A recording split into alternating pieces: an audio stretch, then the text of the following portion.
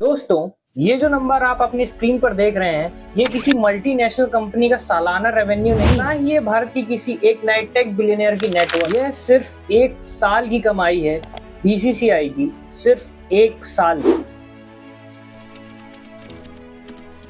अब ये क्या है? यह सिर्फ आईपीएल के एक मैच को टीवी और मोबाइल पर दिखाने की कीमत। यानी जब आप अपने सोफे पर बैठकर आराम से 3 घंटे का एक मैच देखते हैं तो बीसीसीआई की जेब में 130 करोड़ रुपए आ चुके हैं। आप सोच रहे होंगे मैच तो हम फ्री में देखते हैं, तो फिर ये पैसा आ कहां? आज के इस वीडियो में हम बीसीसीआई के इस छुपे हुए पैसों की समुंदर की पूरी इन्वेस्टिगेशन करेंगे। पैसा असल में आता कहां से है और इसका कितना हिस्सा उन खिलाड़ियों को मिलता है जो कि मैदान पर खेलते हैं, और इसका कितना हिस्सा बीसीसीआई अपनी जेब पर। लेकिन इन सब से भी एक बहुत बड़ा सवाल है कि आखिर दुनिया की सबसे बड़ी क्रिकेट बोर्ड कागजों पर सिर्फ एक चैरिटेबल ऑर्गेनाइजेशन कैसे, और इतने हजारों करोड़ रुपए कमाने के बाद भी यह इनकम टैक्स क्यों नहीं भरती? चलिए इसे बिल्कुल बारीकी से समझते हैं और शुरू से शुरू करते हैं। कि इस खेल को समझने के लिए सबसे पहले हमें बीसीसीआई की ग्रोथ देखनी थी। आईपीएल 2023 में बीसीसीआई की कमाई थी 16,493 करोड़। आईपीएल 2026 में यह बढ़कर हो गई 20,686 करोड़, यानी कि सिर्फ 12 महीनों में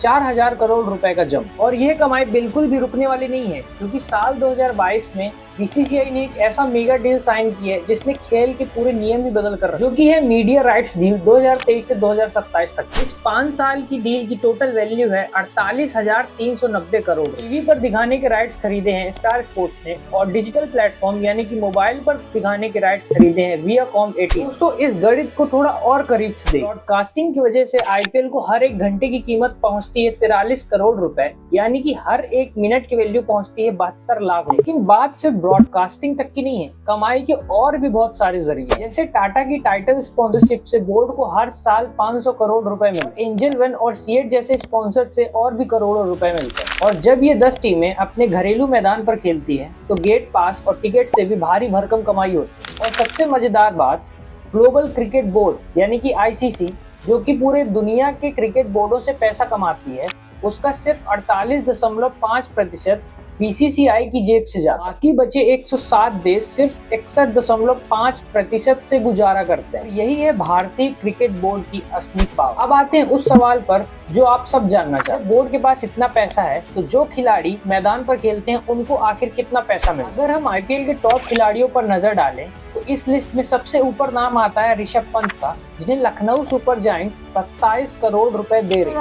Will be number 3, Rishabh Pant, RCB. 575, Super Giants 6 crore RCB. 625, 650. Back with 675 is here, 7 crores RCB and 25 Super Giants 50 RCB. 775 is here, 8 crore RCB, 825 is here up front. 1150 say Sunrisers Hyderabad. 1175 Super Giants 12 crore Hyderabad. 1575 up front, 16 crore Hyderabad, 1625 Lucknow. 1975, thank you Lucknow. Ahead of you Hyderabad now at 1975. 20 crore, say Hyderabad. Thank you, 20 crore 75. Lucknow Super Giants comes back. 27 crore, say the Lucknow Super Giants. RCB से विराट कोहली को 21 करोड़ रुपए और Mumbai Indians से रोहित शर्मा और जसप्रीत बुमराह को 18 करोड़ रुपए मिले। लेकिन यहाँ बीसीसीआई का एक ऐसा नियम है जिसके बारे में बहुत ही कम लोगों को पता। देशी खिलाड़ी जैसे कि कैमरून ग्रीन को ही ले लीजिए, उनके लिए ऑक्शन पे 25.2 करोड़ की रिकॉर्ड ब्रेकिंग बोली लगी। लेकिन बीसीसीआई का नियम कहता है कि किसी भी विदेशी खिलाड़ी का एक्चुअल पे आउट 18 करोड़ रुपए से ज्यादा का नहीं हो सकता। सवाल ये उठता है कि बाकी के 7.2 करोड़ रुपए कहाँ गए? तो ये पैसे पूरे के पूरे ट्रांसफर हो गए बीसीसीआई के प्लेयर डेवलपमेंट फंड पे, जिसके ऊपर बीसीसीआई का पूरा कंट्रोल रहता है। तो चलिए अब थोड़ा बड़ा कैलकुलेशन करते हैं। खेल पे टोटल 10 टीमें खेलती हैं और हर टीम का सैलरी कैप यानी कि प्लेयर्स पर खर्च करने की लिमिट सिर्फ 151 करोड़ रुपए की है। अगर सभी 10 टीमें अपना पूरा पैसा खर्च भी कर दें तो कुल मिलाकर सभी खिलाड़ियों को मिलता है 1,510 करोड़। अब सोचिए, जहां बीसीसीआई का कुल रेवेन्यू 20,000 करोड़ रुपए से भी ज्यादा है, वहां सभी खिलाड़ियों को मिलाकर सालाना रेवेन्यू का सिर्फ 7 से 8% हिस्सा ही सैलरी के रूप में मिल पाता है। अब बात आती है कि बाकी का 92% पैसा कहाँ जाता है। रेवेन्यू डिस्ट्रीब्यूशन के मुताबिक हर फ्रेंचाइजी को लगभग 425 करोड़ रुपए का फिक्स शेयर मिलता है। सेंट्रल रेवेन्यू का 20% और सारी स्पॉन्सरशिप और टिकट सेल्स का एक बड़ा हिस्सा सीधे बीसीसीआई के पास ही रहता है। एक अनुमान के मुताबिक नेट रेवेन्यू के तौर पर बोर्ड के पास 8,000 से 10,000 करोड़ रुपए बच जाते हैं। यहाँ आता है कहानी का सबसे बड़ा। आप जानते हैं कि दुनिया में सबसे अमीर स्पोर्ट्स बोर्ड होने के बावजूद बीसीसीआई भारत के कानून के तहत एक चैरिटेबल ऑर्गेनाइजेशन है। बीसीसीआई को लेकर केंद्रीय सूचना आयोग मतलब सीआईसी ने एक बड़ा फैसला सुनाया है। केंद्रीय सूचना आयोग ने कहा है कि बीसीसीआई एक निजी संस्था है, इसलिए इसे आरटीआई के दायरे में नहीं लाया जा सकता। इस फैसले का मतलब यह है कि बीसीसीआई अब अपने बारे में आरटीआई के तहत सूचनाएं देने के लिए बाध्य नहीं है।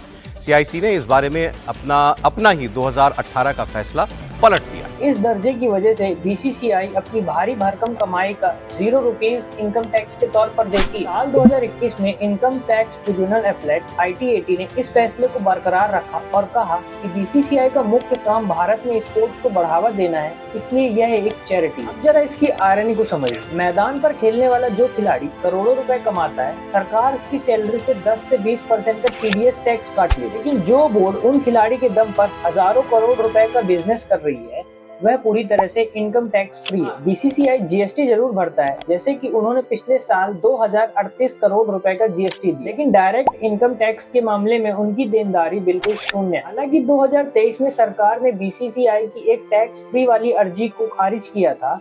इसका मतलब ये है कि अब सरकारी गलियारों में भी इस व्यवस्था पर सवाल उठ रहे हैं। अक्सर हम टीवी पर सिर्फ विराट या रोहित को देखकर सोचते हैं कि सभी खिलाड़ियों की लाइफ ऐशो आराम से भरी होती है, लेकिन क्या ये सच है? जरा आईपीएल में खेलने वाले एक आम अनकैप्ड प्लेयर की स्थिति जानने की कोशिश करो। इस खिलाड़ी की बेस प्राइस होती है 20 लाख, लेकिन 2025 में लागू हुए नए नियम के मुताबिक हर प्लेयर को 7.5 लाख रुपए पर मैच की फीस भी दी जाती है। यानी कि इसका मतलब ये है कि अगर कोई प्लेयर पूरे 14 मैच खेल ले तो एक सीजन में वो 1.25 करोड़ रुपए आराम से कमा लेता है। सुनने में बहुत ही बड़ी रकम लगती है, लेकिन जरा सोचिए साल के बाकी 9 से 10 महीने ये खिलाड़ी क्या करता है। भारत के सबसे बड़े डोमेस्टिक टूर्नामेंट रणजी ट्रॉफी में एक प्लेयर को 35,000 रुपए पर डे मिलते हैं, वो भी तब जब वो प्लेइंग 11 पर। उसके पास कोई परमानेंट जॉब सुरक्षा या मंथली सैलरी नहीं होती। वहीं अगर हम दूसरे देशों से तुलना करें, इंग्लैंड क्रिकेट बोर्ड खिलाड़ियों को कॉन्ट्रैक्ट के साथ हेल्थ केयर और सोशल बेनिफिट्स भी देता है, लेकिन 20,000 करोड़ रुपए कमाने वाली हमारी बीसीसीआई इन फ्रिंज और डोमेस्टिक प्लेयर्स को कोई सोशल सेफ्टी नेट नहीं देता। अगर आप नेशनल टीम या आईपीएल की चकाचौंध में नहीं आए तो आपको अपना रास्ता खुद ही बनाना पड़ता है। अब आखिर में बात आती है हम फैंस की, जो इस पूरे खेल को चला। इस पूरे सिस्टम में हमें एंटरटेनमेंट और रोमांच तो बिल्कुल मिलता है, लेकिन हमें फाइनेंशियल ट्रांसपेरेंसी बिल्कुल भी नहीं मिलता। बिल्कुल भी नहीं पता चल पाता कि असल में यह सारा पैसा